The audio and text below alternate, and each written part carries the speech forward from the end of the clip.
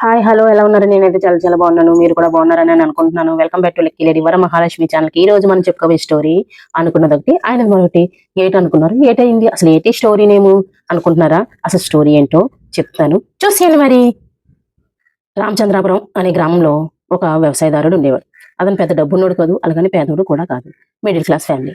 కానీ తనకి ఎంతో విలువైన కంకణాలు 2 ఉండేవి. అతనికి ఒక్కగానొక కొడుకు. కోడలు బాగా చూసుకునేది. బాగా అంటే అతనికి ఏదో బాగానే చూసుకునేది. కానీ కోడలకి కంకణాలంటే ఇష్టం. ఆ కంకణాలు ఎప్పుడు తీసేసుకుందామా? ఆయన ఎప్పుడు చచ్చిపోతాడా? అన్నట్టు ఎదురు చూసేది. అలా రోజులు గడుస్తూ ఉన్నాయి. రోజులు గడుస్తూ ఉన్నాయి.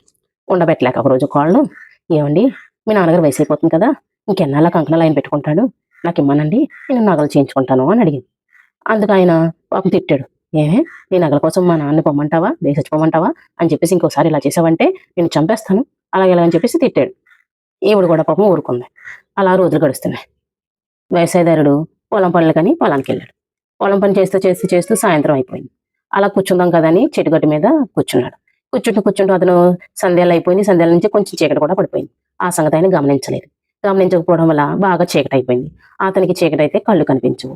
కళ్ళు కనిపించక ఎవరైనా వస్తారేమో, తీసుకెళ్తారేమో అని చెప్పేసి అలా కాసేపు కూర్చున్నాడు. కొంచెం 8 అయిపోయింది. 8 అయితే పాపం ఇంతకీ ఎవరు రాలేదు, అంతకీ ఎవరు రాలేదు. రాకపోయేసరికి అతను కొంచెం కంగారు పడి అతని కేకలేయడం మొదలుపెట్టాడు. "ఎవరైనా ఉన్నారా? ఎవరైనా ఉన్నారా? కొంచెం నన్ను గొడ్డు దాటించండి" అని కేకలేయడం మొదలుపెట్టాడు. ఈ మాటలు తన కోడలైన తమ్ముడు విన్నాడు. విని, "ఏటి మామయ్య గారి గొంతులాగా ఉంది" అని చెప్పేసి విని అనుకున్నాడు. అనుకోనగానే తనకి ఒక చెడ్డ బుద్ధి మైండ్‌లోకి తట్టింది. ఏంటా చెడ్డ బుద్ధి అనుకుంటున్నారా? మామయ్య గారికి సాయంత్రం అయితే కళ్ళు కనబడవు. ఇదే అదును, ఆయన చేతికున్న బంగారు కంకణాలు తీసేసుకోవాలి. ఈ చీకట్లో ఆయన గుర్తుపట్టలేడు కాబట్టిగా అని మనసులో అనుకున్నాడు. అనుకుందే తడుగా తన చేతిలో ఉన్న గొడ్డలను తీసుకెళ్ళి అతని మెడ మీద పెట్టి, "నువ్వు ఆ కంకణాలు ఇవ్వకపోతే నిన్ను చంపేస్తానని" చెప్పేసి మారు గొంతుతో మాట్లాడాడు. ఆ ముసలోడు కంగారు పడిపోయి బాబోయ్ అనుకోని గబగబా కంకణాలు తీసిచ్చేసాడు.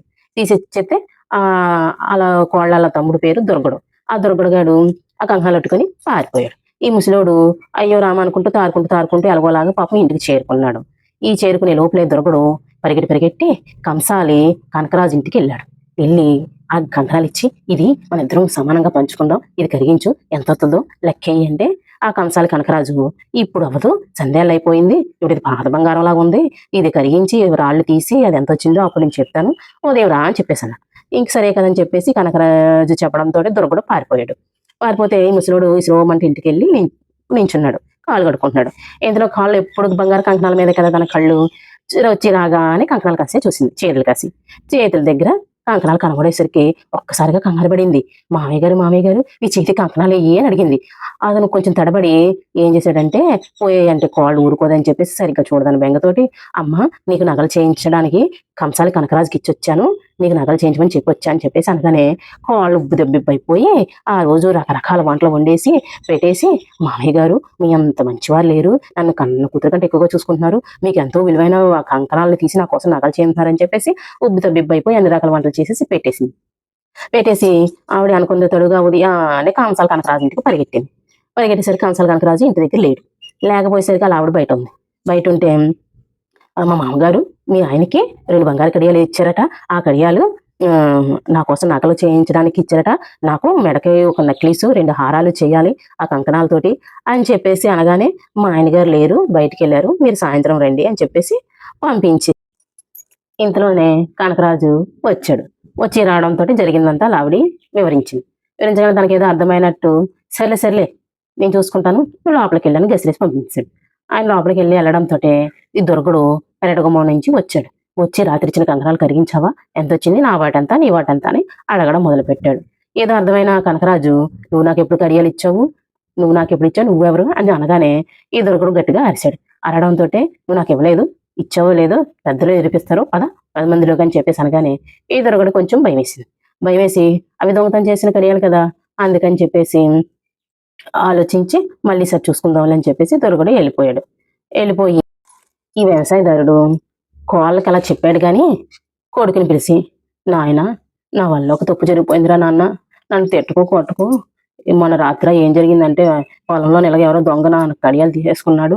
అయి పోయాయంటే మీరు తిడతారని చెప్పేసి ఆ నగలు కంసాలకి ఇచ్చానని చెప్పేసి అన్నాను నాయనా" అనగానే, వాళ్ళ కొడుకు, అదేంటి నాన్న నువ్వు ఎందుకు భయపడతావు, నేను ఎందుకు తిడతాను, నువ్వు మీ పెంపకం అలాంటిది కాదు, ఆ కడియాలు ఎక్కడ పోయి ఎలా పోయా నేను కనిపెడతాను, మీరు కంగారు పడకండి నిశ్చింతగా ఉండండి అని చెప్పేసి ఆ వ్యవసాయదారుడు కొడుకు అన్నాడు.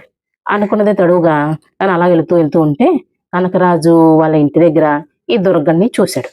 చూసి ఈ దుర్గడికి కంసాలకి ఏం పని, వీళ్ళిద్దరికి పరిచయం కూడా లేదు, ఎందుకు వెళ్తున్నాడు అనేసి ఆలోచించి ఆలోచన వచ్చిందే తడుగా దుర్గడు ఎక్కడికి వెళ్తే అక్కడికి వెళ్ళడం, దుర్గను ఫాలో అవ్వడం చేస్తూ ఉండేవాడు. ఒక రోజు నైట్ దుర్గడు ఒక పెద్ద కత్తెట్టుకుని బయలుదేరాడు. ఎక్కడికి వెళ్తాడు ఈ కత్తెట్టుకొని అని చెప్పేసి వ్యవసాయదారుడు కొడుకు ఫాలో అవడం మొదలుపెట్టాడు. ఆ దుర్గడు ఆ కత్తి పట్టుకొని కనకరాజు ఇంటి ముందు చెట్ల చాటున దాక్కున్నాడు. ఏటి కనకరాజు ఇంటి ముందు దుర్గడు దాక్కున్నాడు ఏంటని చెప్పేసి వ్యవసాయదారుడు వాళ్ళ అబ్బాయి తాను కూడా ఇంకో చెట్టు చాటున దొరుకున్నాడు. ఇలా ఆవిడ కనకరాజు అలా ఆయన పడుకున్నాడో లేదో చూసి ఆ బంగారు కడ్డీని దాచేసింది. ఎప్పుడు అలా అమ్మగారు ఏమి ఎట్టలేదు, అలా అమ్మగారు ఏమి ఎట్టట్లేదు అని సతాయిస్తున్నాడని చెప్పేసి ఆ బంగారు కడ్డి దాచేసి అలా పుట్టింటోళ్ళకి ఇచ్చే పుట్టింటోళ్ళు నగలు చేయించారని చెప్పేసి తెచ్చుకుందామని ప్లాన్ వేసింది. అప్పుడు ఆ సాయంత్రం అవగానే అలా ఆయన పడుకున్నాడో లేదో చూసి ఆ బంగారు కడ్డీని బొడ్లో దొక్కుని బయట ఎక్కడైనా దాచేద్దాం, ఇంట్లో అయితే మా ఆయన చూసేస్తాడని చెప్పేసి బాత్రూమ్కి వెళ్తున్నట్టు చెంబొట్టుకుని బయలుదేరింది. అలా ఆయనకి లేపి, ఏమయ్యో నేను బయటకు వెళ్తున్నాను, నువ్వు జాగ్రత్తగా ఉండు, బేగ వచ్చేస్తాను అని చెప్పేసి వెళ్తున్నాను. వెళ్ళేసరికి అలా ఆవిడ బయటికి వెళ్ళింది కదా, ఆ బంగారు గడ్డి ఎంత బరువు ఉందో చూద్దాం అని చెప్పేసి బంగారు గడ్డిని చూడడానికి వెళ్ళాడు. బంగారు గడ్డిని చూడడానికి వెళ్తే బంగారు గడ్డి లేదు. బంగారు గడ్డి లేకపోయేసరికి ఇంట్లోకి ఎవరూ రాలేదు, అలా ఆవిడ పని అని చెప్పేసి ఆ అనుమానం వచ్చింది. వచ్చి రావడంతో అలా ఆవిడ ఫాలో అవ్వకుంటే వెళ్ళాడు కనకరాజు. ఈ కనకరాజు బయటికి వెళ్తున్నాడని కంగారులోని ఈ దుర్గడు కూడా కత్తుట్టుకుని ఆ కథ ఫాలో అవుతున్నాడు. ఈ కనకరాజుని ఫాలో అవుతున్న దుర్గను ఫాలో అవుతూ ఇంకో దుర్గడు కూడా బయటికి వెళ్తాడని చెప్పేసి ఈటి ఇలా వెళ్తాడని చెప్పేసి ఈ దుర్గను కూడా వ్యవసాయదారుడు ఫాలో అవడం మొదలాడు. ఇలాగా కనకరాజు వాళ్ళ ఆవిడ, కనకరాజు, దుర్గడు వెనకాతల వ్యవసాయదారుడు వాళ్ళ కొడుకు, వీళ్ళు నలుగురు అలా వెళ్తూనే ఉన్నారు ఒకరికి తెలియకుండా ఒకరికి. ఈ కంసాలి వాళ్ళ ఆవిడ వెనకాతల ఎవ్వరూ రావడం లేదని ఆవిడ అనుకుంటుంది. అలా ఒకరికొకరు తెలియకుండా ముందుకు సాగుతున్నారు. ఈ నలుగురు వెనకాతల వెళ్ళడం ఆ ఊరు పెద్ద మనిషి చూశాడు. ఏంటి ఇక్కడ ఏదో జరుగుతుంది, ఈ నలుగురు ఒకరు తెలియకుండా ఒకరు వెనకాతలు ఎలా ఫాలో అవుతున్నారేటి అని అనుమానం వచ్చి ఆ నలుగురికి తెలియకుండా ఆ ఊరు పెద్ద మనిషి ఫాలో అవడం మొదలుపెట్టి అలాగా ఆవిడ నడుచుకుంటూ ఎలాగా ఈ నలుగురు కూడా నడుచుకుంటూ వెళ్ళి ఆవిడ ఆ ఊరు చివరన గుడికి చేరుకొని ఒక పెద్ద గొయ్యి తీసి కప్పెట్టింది ఆ బంగారాన్ని.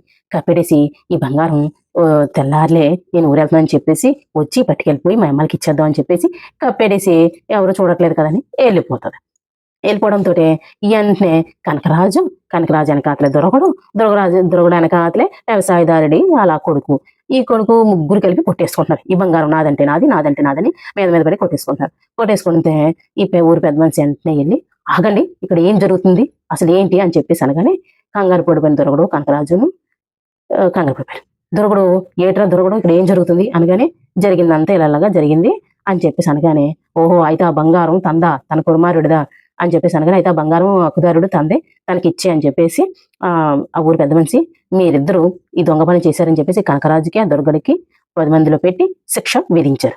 చూసారా ఫ్రెండ్స్, విధించి పోయిందనుకున్న బంగారం దొరికిందనేసి సంతోషించి వాళ్ళ మామగారు నిజంగానే వాళ్ళకి ఆ బంగారం తోటి నగలన్నీ చేయించాడు. వాళ్ళు కూడా చాలా హ్యాపీగా ఉంది. పోయిన బంగారం దొరికినందుకు ఇంట్లో అందరూ హ్యాపీగా ఉన్నారు. కానీ దొరగడు కనకరాజు అనుకున్నది ఒకటి అయ్యింది ఒకటి అన్నట్టు పాపం వాళ్ళకి శిక్ష పడింది. ఊరు పెద్దల మధ్య దొంగలనే బిరుదు పడింది. చూసారా, రాజు ఒకటి అనుకుంటే దొరగడు ఇంకోటి అనుకుంటే కనకరాజు వాళ్ళ ఆవిడ ఇంకోటి అనుకుంది. పాపం నలుగురు ఒకళ్ళు మించిన ఒకళ్ళు అన్నట్టు ఒకళ్ళు అనుకునేది ఇంకొకటి జరగలేదు, ఇంకొకరు అనుకునేది ఇంకోటి జరగలేదు. చూసారా ఫ్రెండ్స్, ఒకటి అనుకుంటే మరొకటి జరిగింది. చూసారా, టైటిల్ బాగుందా?